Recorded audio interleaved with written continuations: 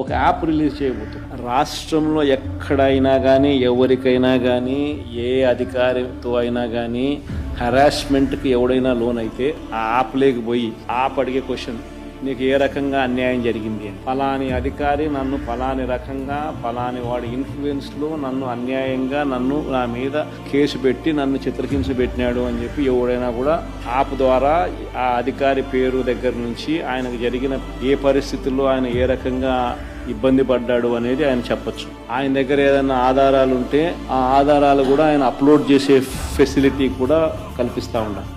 Automatically ఆ complaint మన digital లైబ్రరీలోకి వచ్చేస్తుంది.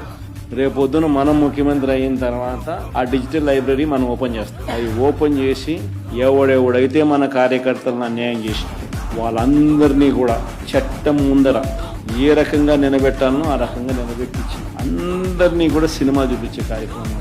వాళ్ళు చేసినవన్నీ కూడా వడ్డీతో సహా ఏదైతే నువ్వు ఎత్తుతున్నావో అదే పండుతుంది. ఎక్కడ కూడా మనం అన్యాయం చేయడం లేదు.